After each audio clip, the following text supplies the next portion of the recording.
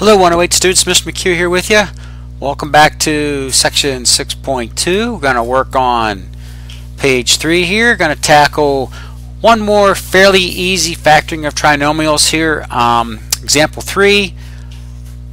You look at it, you'll notice it's a p squared and the third term has got an a squared in it. We haven't seen one of these before. You still follow the same guidelines.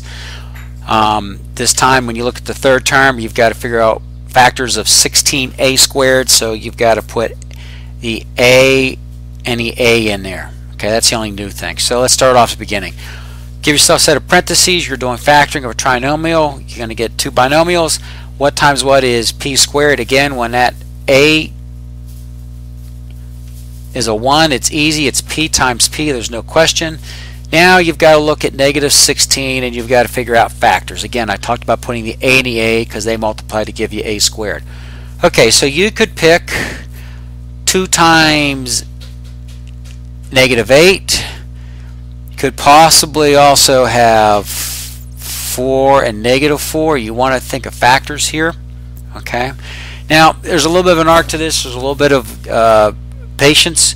I'm going to try to go ahead and pick the 2 and the 8, but you've got to watch the signs. I'm going to put a positive 2a and a negative 8a, and I'm unlocking the safe. I'm checking so you can see 2ap minus 8ap is negative 6ap. That does not match the middle term. Good news is, as soon as you get the right coefficient and the sign is wrong, simply switch from a positive to a negative, and from a negative to a positive, double check, and you got your answer, and you've unlocked, and you've unlocked the safe. And this is your answer, by the way.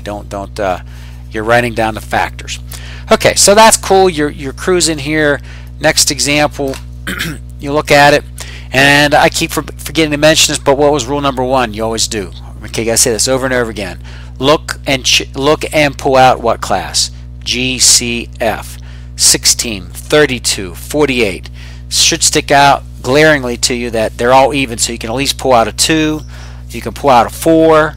What's the greatest common factor? It turns out to be 16. Now look at the variable y, and a y, so you got to pull out the variable y and the smallest exponent, which is the assumed 1, so you put the 1 up there if you need to. Don't really have to do it. So 16y is your GCF. Then you're left with y squared minus 2y minus 3. Of course, you know how it goes. You multiply them out, you got to come up with the result. Okay, so now that you've got y squared minus 2y minus 3, this one is a fairly easy one to unlock the safe and factor. Give yourself a y and a y. Think of factors of negative 3. I'm going to pick a negative 1 and a positive 3. See if I get lucky here, and I get negative 1y plus 3y equals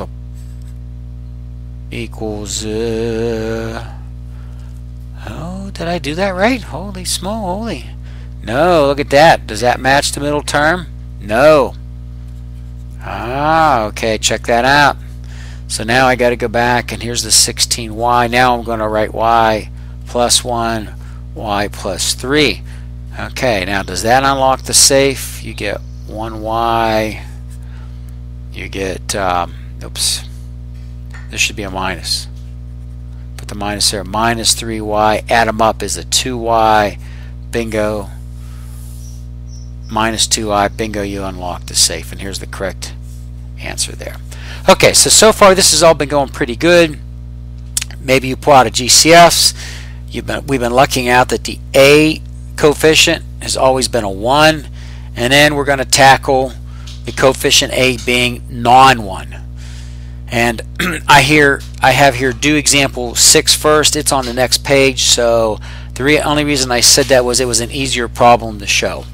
So I'm just going to go through here and work on example 5, and I'll show you why when you see example 6 on the next page why it was easier. So here we go. Here's the problem. Here's the trinomial. 12r squared minus 5r minus 2.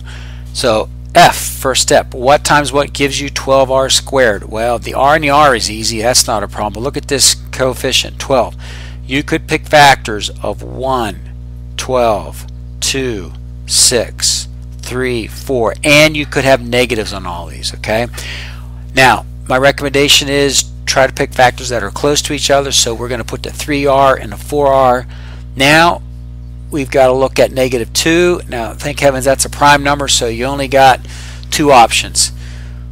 -1 and a +2 multiplied together give you a -2, or maybe 1, -2. So just go ahead. Now once you get into this, you see the imbalance. You have to stick them in the inner, outer, and multiply them and see if you can unlock the safe and get the middle term. You have to make sure you get it right. So I like to write them down. I've had some students, by the way, that will use a little whiteboard to do this, or something erasable, or scratch pad to do some of this work here. But you also, you could show it on your notebook too here. Probably I'd recommend that. Okay, so here we go. -4r, outer is a 6r. Add them up, you get a +2r, and we need to get -5r. Okay, so you gotta be patient. Sometimes I would switch. I would be logic in your step-by-step process. Switch the sign from negative to positive, positive to negative. Okay, I'm switching the signs because that could make a difference here. So unlock the safe. I get 4r, I get -6r, I add them up and I get 2r. Still not quite there. Okay, now what I might recommend now here is you switch. Now the first terms, the 3 and the 4r, don't move them around. I did that here, and I not the best way to do it. Keep the 3r and the 4r in the same positions. Lock them down, or you'll go crazy with this. Now what I'm going to do is I'm going to try to put -2 and +1. So now I'm switching. I'm back to I'm using these two terms, but I'm switching the order around because it'll make a difference when you do the O and the I. And when you unlock the safe, just like the same order I did here, you'll come up with 5r, and you've done it. Okay, so you're going to experience some safes that are harder to lock. I try to put just a reasonable amount on the homework and stuff. You got to get practice at this. You got to become efficient.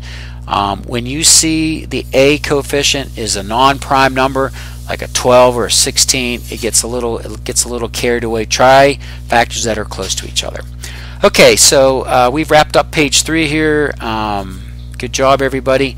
Got one more page to do here on section 6.2. So when I see you back in the next video, we will tackle and complete 6.2. Okay, take care. Bye.